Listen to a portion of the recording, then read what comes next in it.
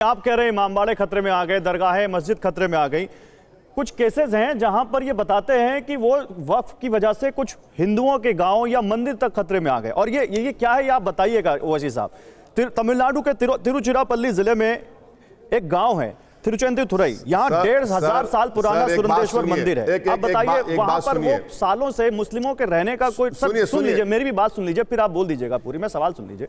वो कह रहे हैं कि वहां पर जब मैं जानता हूं सर, इस आपका टाइम बचा रहा हूं, मैं आपका टाइम बचा रहा हूं। अच्छा बता दीजिए, आप बता दीजिए। मैं जानता हूं, मैं आपका टाइम बचा रहा हूं। मैं उस कमेटी का मेंबर था। मैं उस आपसे मैं रिक्वेस्ट करूंगा कि वो जो रिपोर्ट पार्लियामेंट में टेबल की गई, जॉइंट वर्किंग कमेटी, जो रिपोर्ट पार्लियामेंट में जॉइंट वर्किंग कमेटी ने टेबल की है, जब ये कमेटी तमिलनाडु गई थी, वहां पर पूरे मेंबर्स मुतमईन हुए बीजेपी के, क्योंकि तमिलनाडु सरकार ने आकर उसको क्लैरिफाई किया पूरा, वो मसला नहीं है अभी। क्यों झूठ बोलते हैं? अरे भाई रिपोर्ट पढ़ो ना। जब तमिलनाडु हम लोग गए, वहां पर तमिलनाडु की सरकार ने आकर पूरा क्लैरिटी लेकर आई। डीएमके के तमाम मेंबर्स, डी राजा, कनिमोझी, बालू, ये सब खड़े होकर बताए, एक देखो ये सच्चाई ये है, जो आप बोल रहे हैं वो झूठ है। अब इस पे आप और क्या करेंगे? तो फिर उन लोगों को आप क्या कहेंगे? ओवैसी साहब ठीक है, ओवैसी साहब मैंने मान ली, हमको क्या करना है? मैं मान गया, आप जेपीसी के मेंबर थे, आपने क्लियर कर दिया। तो सामने है ना। पहली बात तो खुद सरकार ने जब ये लोकसभा में बिल पेश किया तो उनकी तरफ से ही मिसाल दी गई। और दूसरी बात, उन लोगों को क्या कहेंगे जो कहते हैं कि संसद जो नई बनी है ये वक्फ की जमीन पर बनी है, या फिर वो जो कह देते हैं कि भाई कुंभ मेला जहां लगा वहां 55 बीघा जो जमीन थी वो वक्फ की जमीन थी, उनके पास भी तो कोई रिकॉर्ड नहीं है और ऐसे उन्होंने खुल के बयान दे दिया। क्या वो लोग वक्फ के बारे में, वक्फ की इमेज खराब करने में जिम्मेदार नहीं है? सुनिए,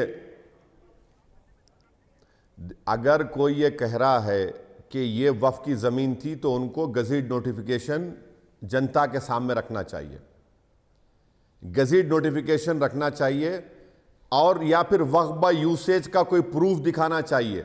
अच्छा, वक्फ बाय यूसेज को राम मंदिर के जजमेंट में सुप्रीम कोर्ट ने अपहेल्ड किया और कहा कि वक्फ बाय यूजर नॉन डिट्रोगेशन प्रिंसिपल का एक हिस्सा है। उन्होंने कहा, एक बाज़ाब्ता कम से कम 2 या 3 पेजेस हैं जजमेंट में, और ये इलीगल एक्ट गवर्नमेंट ने किया कि सुप्रीम कोर्ट के जजमेंट को कंप्लीटली ओवरटर्न कर रहे हैं, ये भी इलीगल है। और जो कोई कह रहा है ना कि अगर पार्लियामेंट है तो लाइए कागज बताइए, मगर मैं आपको बता सकता हूं कि पार्लियामेंट की सामने की जो मस्जिद है वो वक्फ की प्रॉपर्टी है, वो वक्फ की प्रॉपर्टी है और प्रूफ है उसका।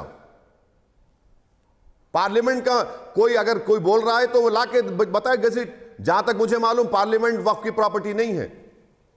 नहीं, बोला है इसी संसद के सदस्य रह चुके हैं बदरुद्दीन अजमल, उन्होंने बयान दिया है। एक मौलाना साहब आए, उन्होंने कहा कि कुंभ की 55 बीघा जमीन देकर मुस्लिमों ने अगर दे दी वक्फ की जमीन तो हिंदुओं को भी बड़ा दिल दिखाना चाहिए। तो ये विवाद जो खड़े करते हैं, क्या उनको क्या कहेंगे आप?